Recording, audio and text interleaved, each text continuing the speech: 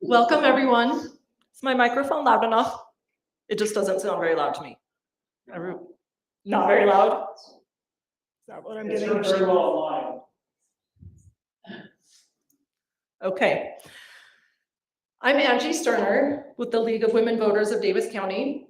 The League of Women Voters is a nonpartisan organization and does not support candidates or parties. Our mission tonight is to help voters learn about candidates and issues by hearing from the candidates themselves. Tonight's forum is being recorded and broadcast live on YouTube. The link can be found at the city website and found later at the League of Women Voters website. We want to thank Fruit Heights for the opportunity to co-host this Meet the Candidates event for the Fruit Heights City Council election. We especially want to thank Haley Ballingham, City Recorder, who helped make this event happen. We are collecting written questions from the audience on 3x5 cards. We will get to as many as possible, and some of the questions that you submitted are within the questions that we have already written, so it might not be asked separately. The election is November 21st. Ballots have been mailed this week. Ballots may be mailed back or dropped off at Fruit Heights City Hall through 8 p.m. on Election Day. If you have any questions about your ballot, call your county clerk. The ballot says vote for up to 3 candidates. That means that you could vote for 1, 2, or 3. We will begin with the Pledge of Allegiance. It will be led by our youth council members, Lily and Sammy. Thank you for doing that.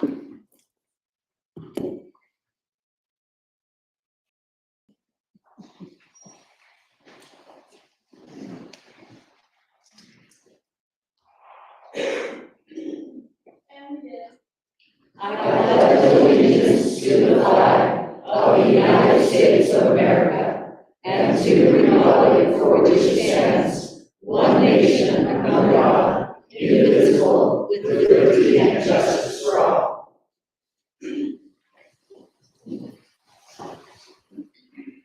The way the panel will work is that each candidate will have 2 minutes for an opening statement, after which we will proceed to a series of timed questions and then give the candidates 1 minute for their conclusion. We will rotate through the candidates so that each candidate will have at least 1 chance to answer the question first. Volunteers will collect questions from the audience. We have collected cards. We'll get to as many as possible. Our timers tonight are from the Youth Council. Ella and Lucy, I do believe, are our timers. And they will give the candidates a 1-minute warning, 30-second and 15-second warnings. The panel will last about an hour, and we ask the audience to please hold your applause until the very end. Now let's get started. We will begin with Gary Anderson. It will go in order, this direction. Eileen Moss will be next, Sean Stevenson, and Mark Cottrell, so we will move that way. We will begin with Gary Anderson. Your question was, introduce yourself. You have 2 minutes. Tell us why you are running for office, what relevant skills and experience you have that will help you do your job well, and tell us 2 or 3 of your priorities. Awesome, thank you. My wife, Brianne, and I moved to Fruit Heights to raise our family.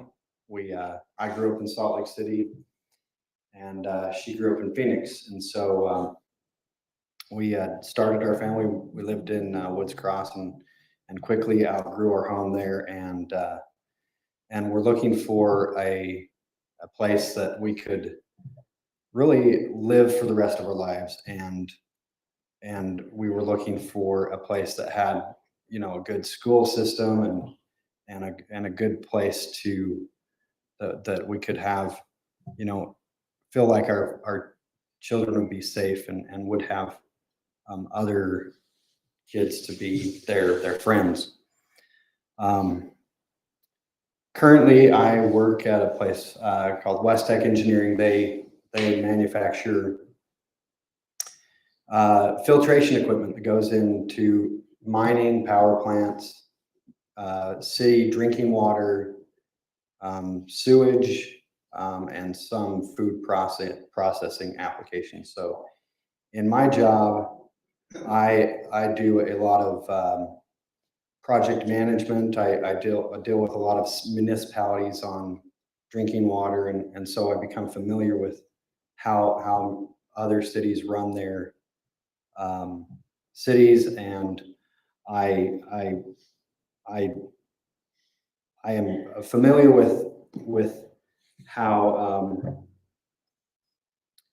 budgets and estimating work, and I think I'm a pretty good asset there.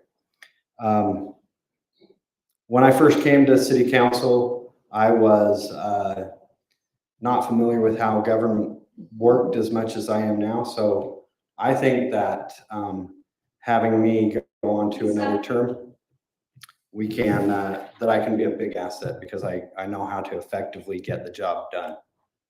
Thank you.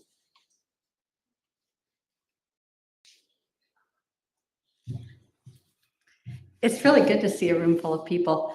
I kind of wish it happened more often at city council meetings because I think good government comes from citizen involvement, and certainly getting different ideas helps us to know the things that we can be doing to make this a great city.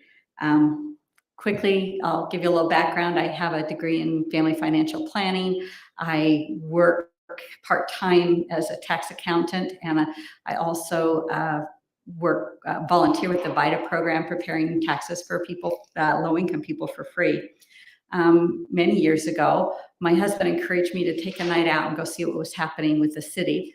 And I came over we were at the Rock Loft, and I came over and went to a planning commission meeting. And I thought, well, that's pretty interesting. So the next month I went to the planning commission meeting, and the next month I went to the planning commission meeting, and about that time, the person who was representing our area decided to resign from his seat at the planning commission and encouraged me to sign up and see if I could be appointed to the planning commission. So I did, and I served 3 more terms, so a total of 10 years on the planning commission. And I felt like there was so much to learn with the zoning laws and what was happening and putting together things. And the city has changed over time, and some things have to change with it.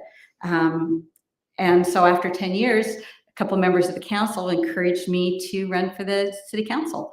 So I ran for council, and in the last 24 years, I have served 20 years on the council. It's been great. I've had a lot of opportunities. I've worked on Highway 89. I've worked on the emergency preparedness. I'd love to see more people CERT trained. That's a real asset to our community. I love studying the issues of our community and getting to know the citizens of our community and their needs and concerns. I'd love to be able to serve for another 4 years and see what we can accomplish.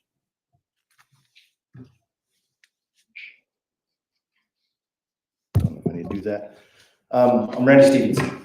Go by Sean. My father's name is Randy. I just don't like to be called Junior. I am a veteran of the Army. I have served 11 years in my country, not only during Hurricane Katrina, but also in foreign wars in Iraq and other countries. I know what it means to serve. I know what it means to be of service.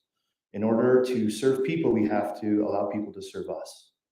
And since I've left the service years ago, there's been a gaping hole in my heart. I currently do work for the federal government in contracting.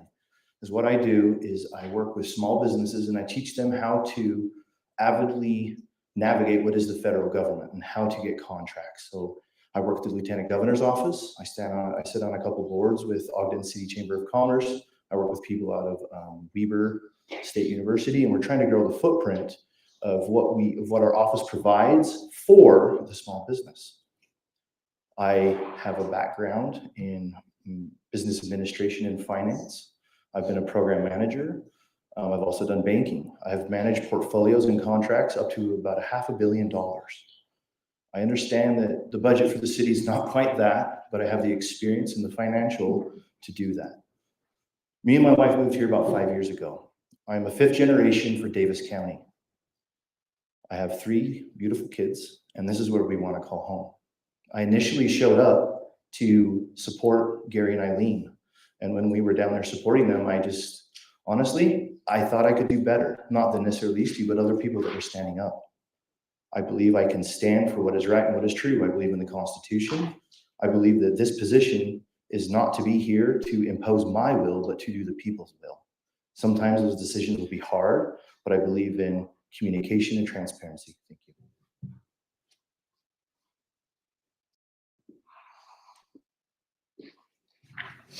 My wife Celeste and I moved here to Fruit Heights about 10 years ago. We have been married for 21 years and are a blended family. I was born and raised in Utah and have lived in Utah most of my life. When I was a small kid, driving up Highway 89, I always loved going through Fruit Heights. I loved the name of the city and the fruit orchards. I remember telling my parents one day that I would live there.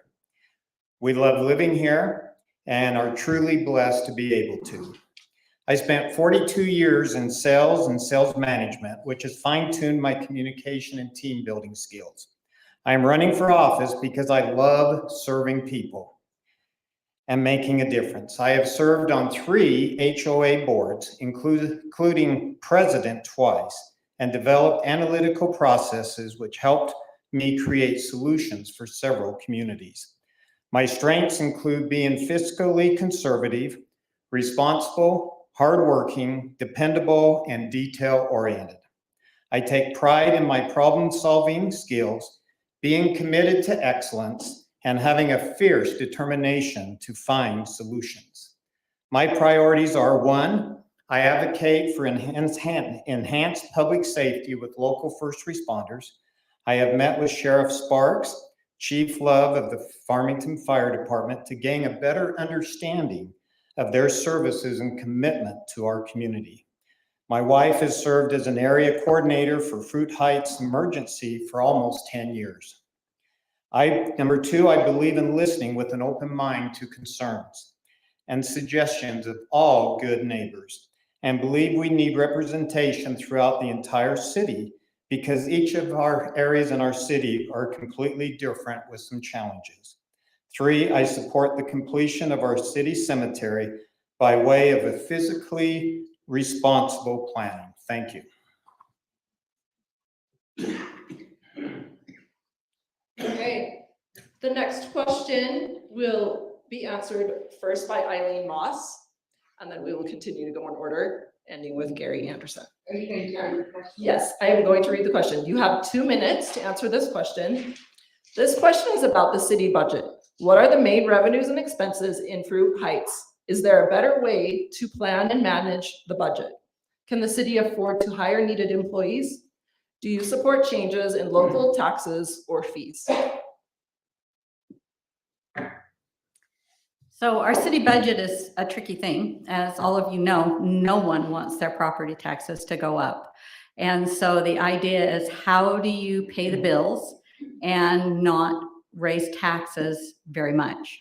It's interesting because the way the state legislature has structured the property taxes, if we don't do a truth in taxation hearing occasionally, what happens is our tax revenue actually stays static. We don't have a factor in there for inflation. And so occasionally the city has to go in and have a truth in taxation hearing and raise taxes just to keep up with a little bit of inflation because of the way the state structures their property tax law.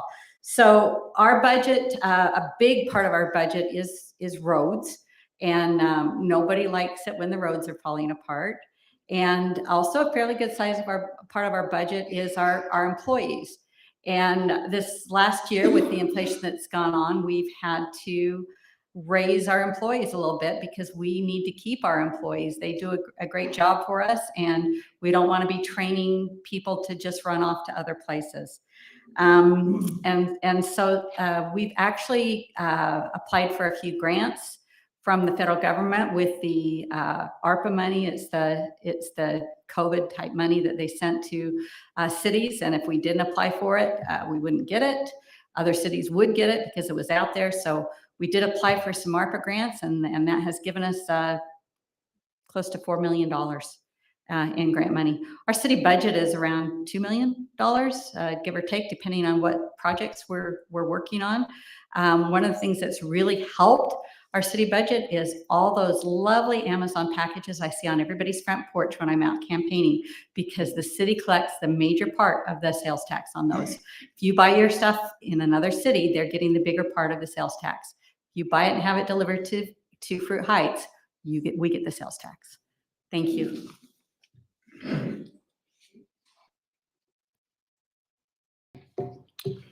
Well, it's kind of funny when you talk about something about a budget in such a small town like ours.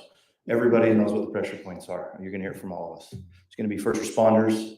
It's going to be, like Miss Eileen said, the employees and the roads. It comes down to priorities. What do we need for infrastructure, and what do we need? I believe that safety and security is probably one of the biggest things. As our neighborhoods grow around us, it's the same thing, whether it be lighting. We need to make sure that we have that relationship with Farmington Sheriff's Office and the Fire Marshal over there, Mr. Love. I believe that we do, unfortunately, have a wonderful city council. We have a wonderful mayor. We have a wonderful crew. And so coming in and saying, I'm going to change this, I'm going to change that, it's kind of hard to do. It's managed very well currently. Now, the one thing that I can bring is maybe bring a different set of eyes through my understanding of government law and contract and that kind of stuff, and look for those different grants and opportunities to maybe bring more to the city. Now, that being said, sometimes we take money from federal government, there can be strings attached. We want to go after that money that doesn't bind us to say that we have to do certain things. I don't want people from outside influencing what we do as a neighborhood, if we can help it. Growth is going to come. There's going to be change. Unfortunately, we can't help that. All we can do is guide it when it comes to the budget. Nobody wants their taxes to go up more than me. But unfortunately, if we want these certain things to happen, there has to be conservative. We have to guide where it's going. And that is getting the input from the citizens, what is appropriate and what is not, and imposing their will. I don't want to sit up here and spend anybody's money for them. That's not what I want to do. But we do need more infrastructure. The city needs help. We're having a hard time already keeping some of the employees and hiring new ones. They are behind on some of the work. So something needs to be done about getting more people or enticing more people to come be here as part of our group. Thank you.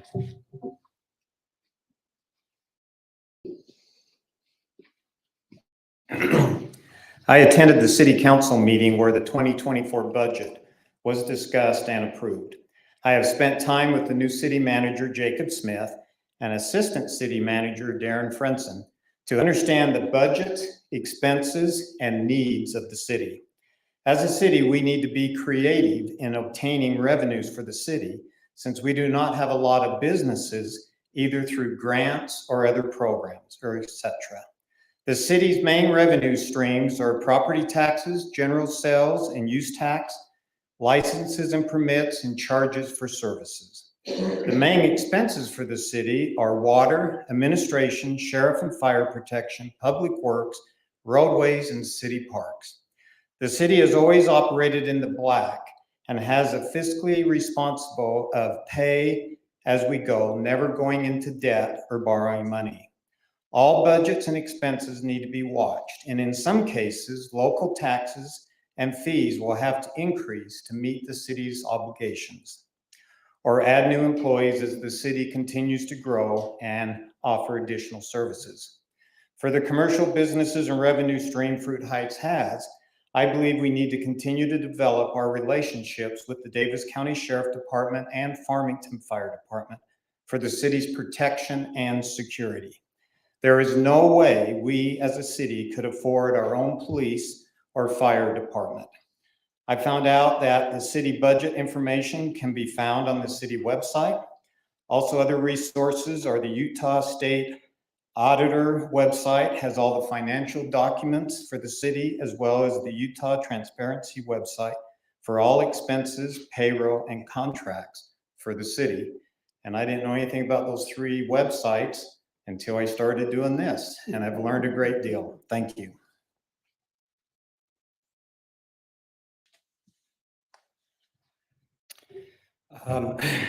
Expenses that the city has include plows, trucks, maintenance, salt, staff, and relatively, I think the city has done a good job in planning for the future expenses. We have 1, 3, 5, and 10-year plans that go into the future that talk about when to have a road redone, when to have water lines redone, that you know, aren't set in stone, but generally there's a plan there. The city is doing well with the employees that we have. Many of the employees are cross-trained and fill in for each other, and they do a very good job. So they take multiple roles, and that's how we can afford to pay for our city staff and not be not be overburdened with having too much staff that aren't utilized. Personally, I am very concerned about keeping taxes as low as possible. However, that does not, I am not saying that I would not raise taxes, because in my term, I have voted to raise taxes, but for the reason of maintaining what we have. If we don't maintain what we have, we're setting ourselves up for catastrophic failure in the future. And so we have to keep pace with things so that we can keep the good ball rolling. We've done a very good job in the past, and all of the past councils and all of the past mayors have done a fantastic job with us operating in the black. So I appreciate your attention to this. Thank you. Our third question will be answered first by Sean, and I will go ahead and read that. You have 2 minutes to respond.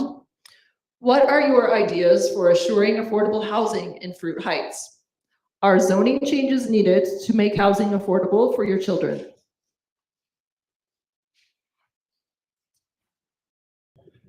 Yes, I believe in affordable housing. That being said, is there affordable housing currently in Utah?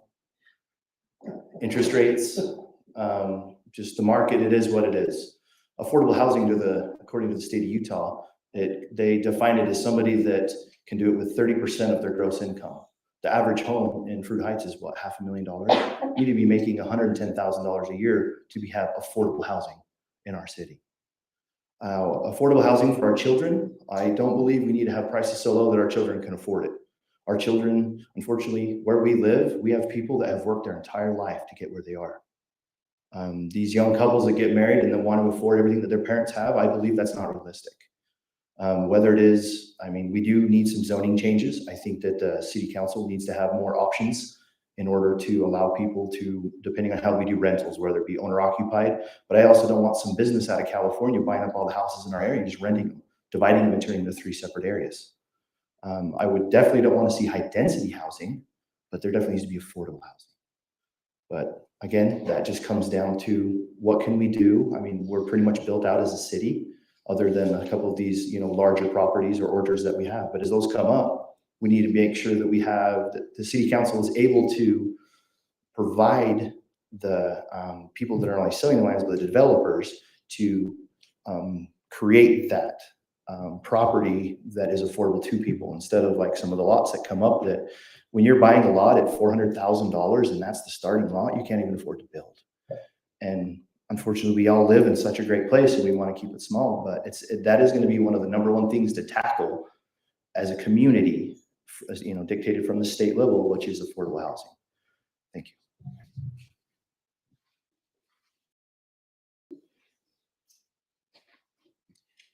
It is my understanding that the state has taken away from the cities much of their decision-making processes concerning affordable housing.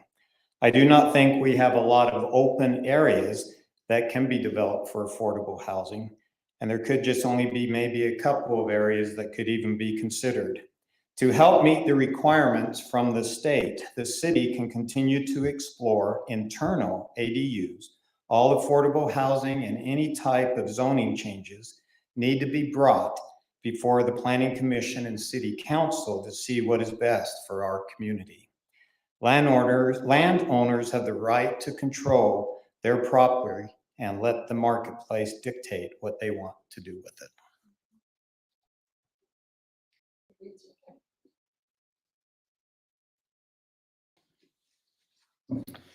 The city does not directly control housing or housing market. In the past, high density housing has been correlated to affordable housing. The recent trends that I personally see, that does not necessarily match up with what it has in the past. And so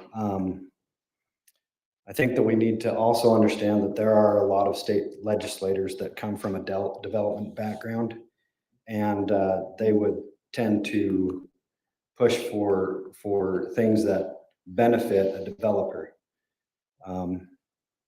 So with that said, I think that we need to be careful on what development we allow within the city.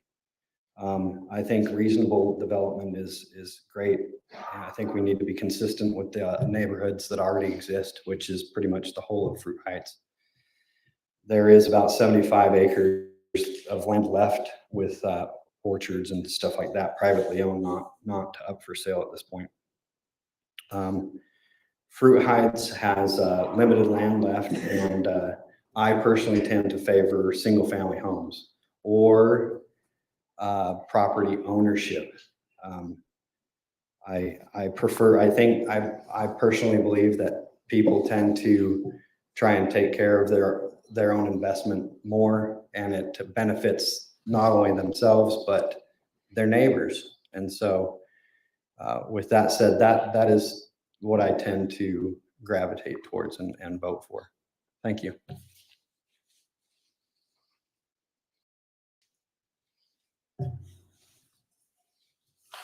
Our state government has recently mandated that all cities have an affordable housing plan. And if we didn't have our master plan done with an affordable housing component, they threatened that we would lose what they call our B&C road funds, which are part of our revenue stream that we get from the state to help us with each mile of road that we have in the city.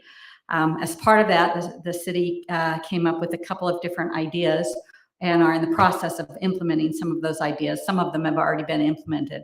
As was mentioned, one of those is it's called an internal accessory dwelling unit, meaning if you want to rent out a basement apartment, if you want to get a license from the city, you may do so. One of the contingencies that the city put on that was that the owner of the property had to live in the property, because studies have shown that if the owner lives there, the upkeep and impact to neighborhood is much less than if it becomes an up and down rental. So that was one of the things that the city has recently implemented to help with the affordable housing issues. Some of the things suggested by other cities are, well, just waive your impact fees. Well, the problem with that is when you have a city with the small budget that we do, to waive impact fees is not feasible. We don't have that kind of play built into our impact fees that we can even do that. And so it's a challenge all the way around to think about doing more affordable housing. And as was mentioned, density does not mean affordability. And so we have to differentiate between that. Now, that being said, one of the things that we have asked our planning commission to work on is a 6,000 square foot home lot for single family homes. So we can still have some additional property come in as single family homes, but we are struggling with the affordable housing component.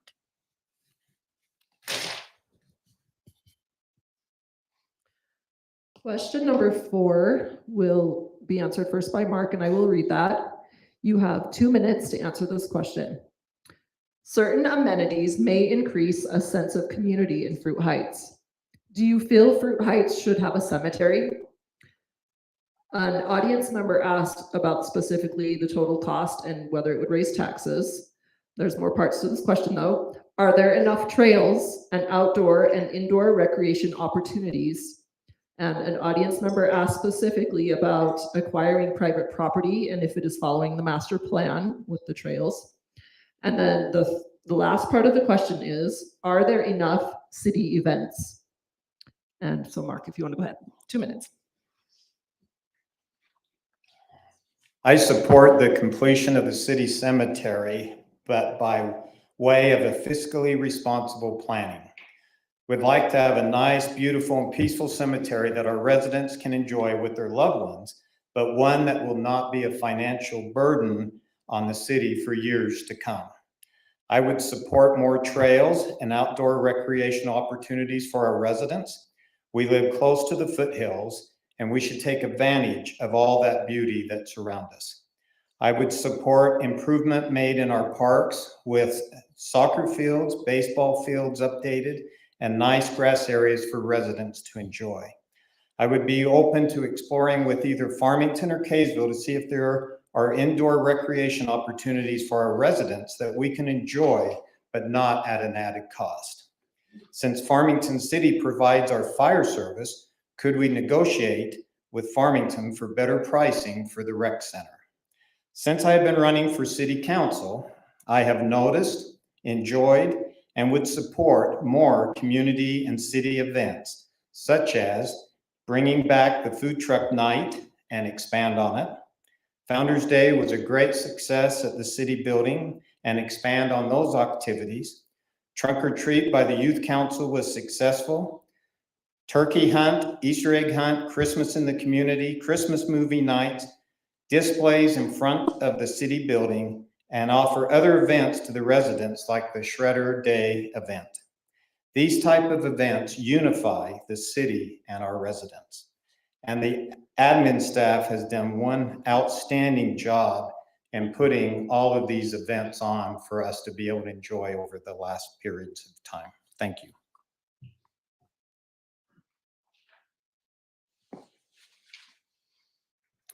In the past, my wife has been on the committee for the playground at Nichols Park. And as a result, we investigated every park, everywhere we went for probably a year. As we went to those parks, we were conscientious of what equipment looked like it would hold up, which looked like it would fade, and we were very conscientious of our budget and what that would entail for the city. So in the past, we have worked pretty hard to make things nice for our city. For the size of our city, I think that we have a few very nice trails. Currently, we are there's a development, the Rock Loft Ridge Estates, up above my house there. In there, we have planned and are working, the city is working with the contractor to put public access to the trails that already exist and to add in connection points that would not naturally be there unless we put them in at this point. I am cautiously optimistic that we can have a cemetery that has a more natural landscape and has very low maintenance requirements. We need to be careful though, because a traditional cemetery costs the city a lot of money in many different ways. We have higher volume of traffic. We have a lot of maintenance costs with those associated. Therefore, I would not support a traditional style cemetery, but I could support one that has a less less, more of a natural landscape, and it's less maintenance, and lower cost.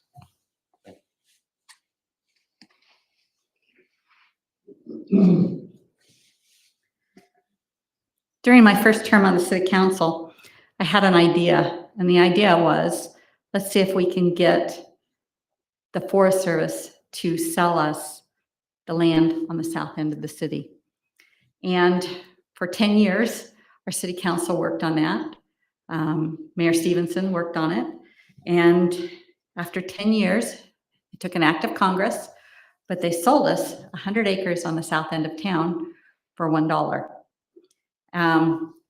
Fantastic. The question is, can that be a cemetery? Our city engineer thinks that there is a portion of that 100 acres that can be used for a cemetery. The problem is rocks. And so we have to be very, very careful what we're doing with that.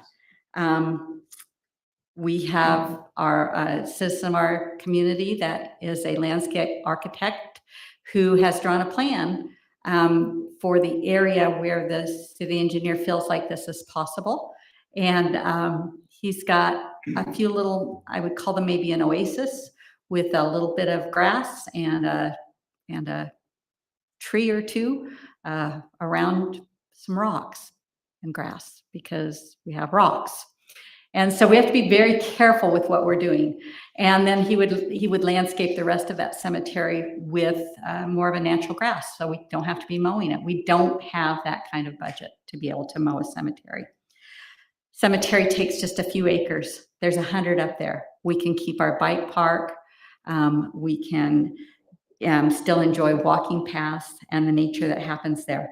We have had a lot of great community activities. Our office staff has put together some good things.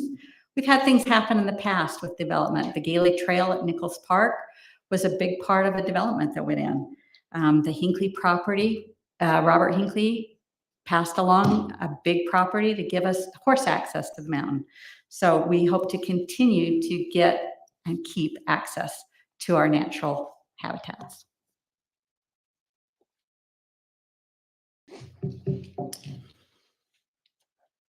Kaysville City, currently, their annual budget for their cemetery for annual upkeep is $150,000 a year. Yes, it is larger. It is, grass. It's been beautified. It's been there forever. There is a cost that occurs. This year, Farmington redid their sprinkling system. They spent $500,000. I'm not saying these things to talk people out of a cemetery. I just want people to go in with their eyes wide open that when a cemetery goes in, there will be a cost occurred. The maintenance and those type of things. Obviously, it needs to be done in phases. I definitely support not the traditional, but I also think if we're doing more of a natural beautification, natural landscape, I mean, do we need to take into account that maybe there'll be rattlesnakes or other things that live up in those hills? And then does that bring the city into a lawsuit? I don't know. I don't know those things, I'm not aware. I just want to make sure that as we go into doing a cemetery, that we truly have a good plan in place in how we're doing it, whether we're selling it to only to Fruit Heights residents, or are we selling them to anyone across the state? Everybody wants to be here. We have a growing generation that is older that want to be buried here. They raise their families here. When it comes to trails, I believe Fruit Heights has an amazing access to the mountain. The plans that they've already have in for the Fruit Heights Rock Loft area is I think it's perfect. We have one that bisects our city, goes down to Nichols Park. I don't know necessarily that we need more trails or that we even have the area to do it. I do believe that, I believe one of the questions was, should we acquire public property? I don't think the city has the right to eminent domain public property. They wanted to do it on Nichols Park, or on the trail that came underneath. They wanted to go right up the river where people were, when all they had to do is walk, 50 feet around and go up Green Street. I believe that private property is the thing, and we have plenty of amenities as it is, and the city staff is doing an amazing job. I think we don't need necessarily more events, but take the events that we do have and expand. Thank you. Okay, thank you. Next question is the fifth question, and I think we'll have Gary answer first. Okay, make sure I'm in the right order. I will read that. You have 2 minutes to respond. When a new issue comes up, how will you go about gaining information and insight before casting a vote? How will you handle disagreements within the council and with residents? Does Fruit Heights provide enough opportunities, including email and social media, for public input? When issues come up, as they always do, I try to let residents have a place to talk to me. I personally like to have those interactions face to face and have a discussion and a dialogue with those people. In my experience being on the city council, when somebody's very upset, there's either a very good reason that they're upset, or there is some misinformation, and more often than not, it is a lot of misinformation. And so having a calm discussion with each other, many of those issues can be resolved or at least minimized. I know that it can be difficult to feel heard from the city council, the mayor, the city staff, the planning commission. I think that Fruit Heights City Council has worked very hard to allow all different groups and age groups to communicate with them. We have, in my time on the council, we have started to live stream. We have started to look at sending out electronic messages and be on Facebook and Instagram and those things. I think that we do a good job. However, I am open to different ideas because my generation is more of one that likes to talk face to face or talk to people. The younger generation tends to favor electronic messaging. So with that said, I'm open to other ideas, but I think we do a good job so far. Thank you.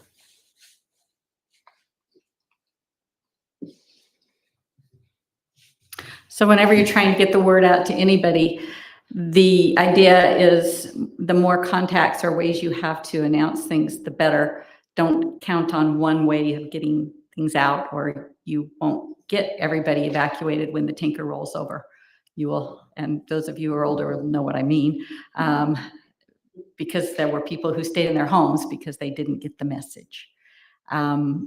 So we have tried to do a better job in recent years of contacting people, with the newsletter. I think instead of the ladies in the office have been working to improve the way information is going out through the newsletter. I think that's important. So we look at issues that come before us. I think it's really important, and I always have studied those issues. However I can. Sometimes that means contacting local residents in the areas that are affected. Sometimes it means studying state law or federal law to see what we really can do. As a council, we don't always agree on everything. We have differences of opinion. And one of our former mayors used to say we should be able to disagree without being disagreeable, meaning we take our vote, and sometimes they don't always agree with each other. And then you move on, and we're still friends as council members. And I think that's really important. The other thing is I think it is important to make sure to study the issues. You guys didn't hire me as a city council member to abstain from voting. You hired me to learn as much as I could and to represent you and to vote. And that's what I try hard to do. I work hard to learn the materials and get the information needed to make a decision. I always welcome input, and any way I can help anybody. I do text, I do emails, I do calling, whatever we need. Let's talk.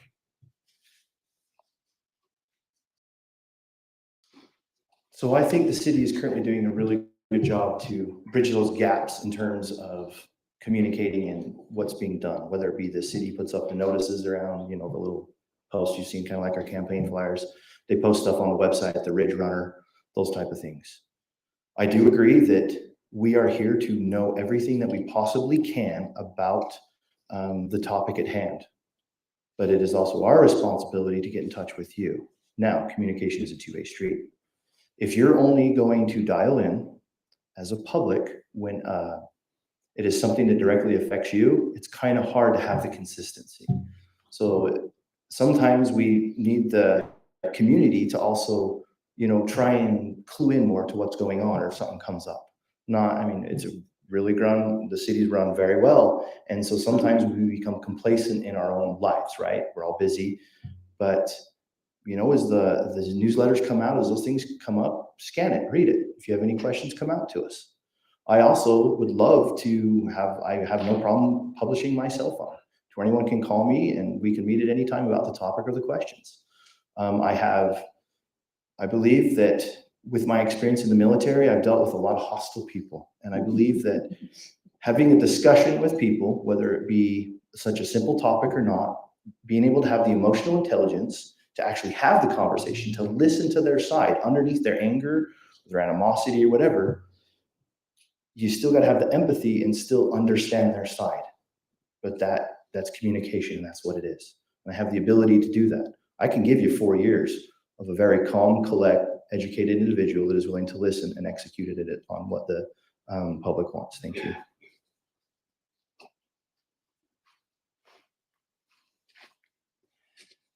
When issues come up, I'm willing to listen, have an open mind on all concerns and suggestions. I will research the issues and ask city employees for clarification to be able to explain or make a decision. My 40+ years in sales and sales management, I can build relationships, good communication skills, can have those hard discussions, and I've learned to negotiate to a win-win. Again, since running for city council, I've paid a lot more attention to this stuff, particularly the notifications. I was never on Facebook until this gig. So now I see the Fort Heights City Facebook page, and it is outstanding. Other city-related Facebook groups getting communication out there. The signs announcing events in the city. The monthly Ridge Runner Focus newsletter, which we all received today for those that do it electronically, have some very good information in that each month. And then the city website, you can gain a lot of information. The admin team does an excellent job in the communication and using new resources to communicate to all residents. Now, this next comment is important for all of us. We as residents need to find what works best for us to stay informed. Our next question is going to be answered first by Eileen Moss. It's 2 minutes, but you have to respond. What steps would you take to ensure transparency and accountability in city council decisions? I like to think that I've already made some steps, not that we can't make more. When I was on the planning commission and running for city council, I wanted to learn more about city council. And I came into the offices here and I said, I'd like to see a copy of the budget. And the secretary said, can we do that? And she went and asked the city manager at the time, can we do that? And I'm like, yeah, you can do it and you should do it. And so they eventually let me stand at the counter and look at a copy of the city budget, which I was not allowed to take or make a copy of. And now we have a city budget that's published online. We have staff that will happily show you whatever you're concerned about in the budget. If you want to talk to the city manager or one of the our financial person, you can ask about the budget. If you want to know about our laws and ordinances, they're published. They're not a secret. It's a great thing. Can we do more? Hopefully. We can always do more, but it takes the citizens wanting to know more. And so if you want to know more, it's there, it's available, and I would hope you would take advantage of that. We have some pretty good transparency, and if there are major issues, we publish that. The state has put together a website that you can go and you can look and see what's on the agenda every single meeting. It's great. And so I would invite you to reach out to learn more and not be disenchanted with our abilities as a city to show you what's going on, because we're happy to.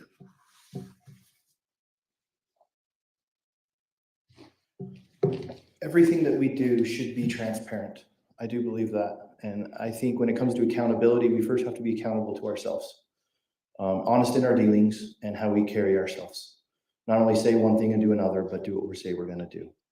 I do believe that the city does a very good job at publishing what they're doing, how they're doing it, and those type of things. I would just continually would hope that everyone who gets voted in, that they would continue to keep that benchmark high, because in personal integrity, I take very highly honesty. Don't judge me on what I say I'm going to do, judge me on my actions. And that is one thing that I will hold true to my core through the first 4 years.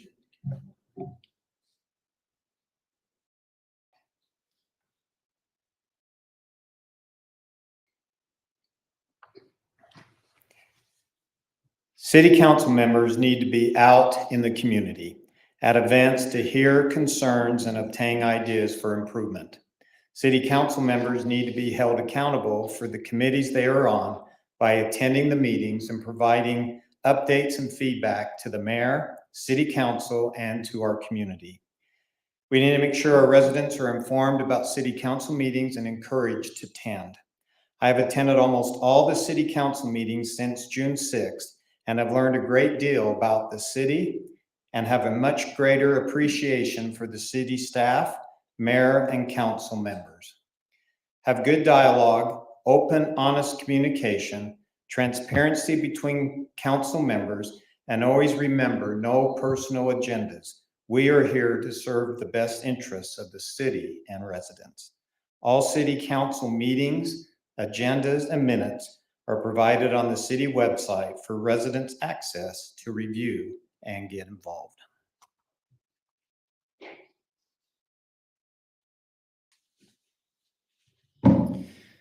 The city budget is, as has been said, is published. Every time we talk about the budget, it is in an open meeting. We never discuss budget in a closed setting where the public is not allowed. So if you feel that there is an issue there, please look at your bulletins, your schedules, and find out when those meetings are so that you can attend. And then as you attend, I think you'll start to see and appreciate the work that the city staff and council and mayor do on the city's behalf. Other ways that we are transparent is that we have meeting minutes for all of our council meetings. Those are published regularly. We live stream city council meetings. I think that we as a city currently do our best to allow residents the opportunity to discuss their concerns with us. I think that we do a good job. However, that doesn't not mean that we can't do better. I always personally welcome your feedback. This is how you can help myself and other council members be accountable, by following up with us, by giving us those feedback comments. So thank you. We are on our last question. It will be answered first by Sean. You have 1 minute.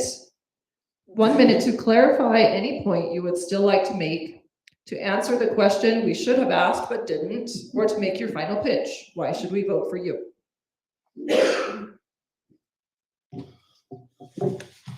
I'm just happy to have the opportunity to stand here and run for city council.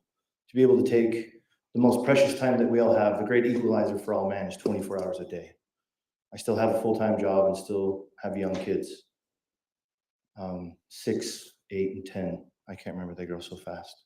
But doing all that, being able to take that time that I find so precious and apply it to this, means how committed I am to this and how serious I take it.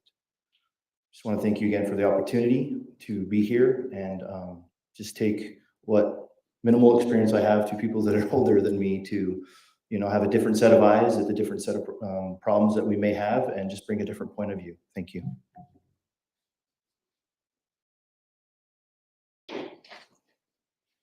While not exactly a lover of government, I do love my neighbors and community in which I live. During the past couple of months, walking almost all the streets, I am more excited because of all the great people that I've had the opportunity of meeting through this process. Now, if I don't get this, I have decided I would make an excellent Uber driver in Fruit Heights. I know where all of you live. I am the right candidate for city council because I am retired and have time to be dedicated, committed, and available to serve the city of Fruit Heights. Plus, my wife would enjoy having me busy and out of the house. I enjoy being involved in serving others and making a difference. I promise to you, should I be honored to get your vote and become elected, it is to thoroughly study and research all issues brought to the city, and I will vote with integrity on all business that benefits the greater good of Fruit Heights City citizens. Please don't miss the mark. Vote Cottrell.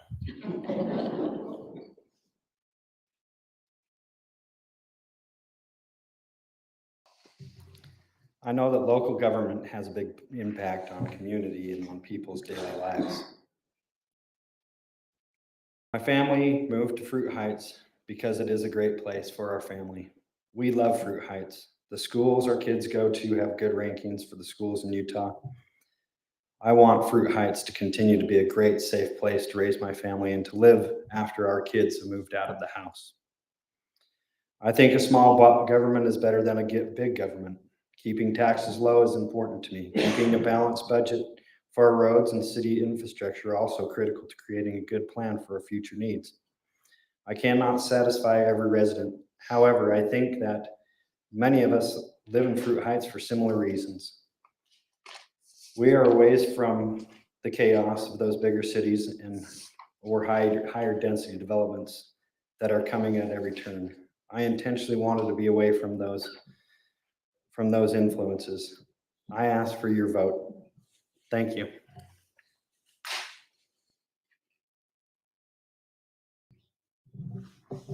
It's an interesting experience to run for council with 3 other people that you really like and respect. It's been great. But my one comment, because they're great, is that I feel like my institutional knowledge helps our city. It helps our city to not repeat things from the past, which maybe are errors that can save us money. It is a good idea to be able to bring continuity to things. We have 2 of our council members were new to the council 2 years ago. And so we have a new city manager, kind of have a lot of new going on. And so I would hope that you would consider voting for me because we can keep some of the old going as we incorporate the new. Thank you so much. Just in summary, also I neglected to mention that Caroline Eichelberger, not sure if I pronounced that at all close to correctly, that she is on the ballot but not here tonight. So could I just have the audience tell you thank you for your participation and for being attentive.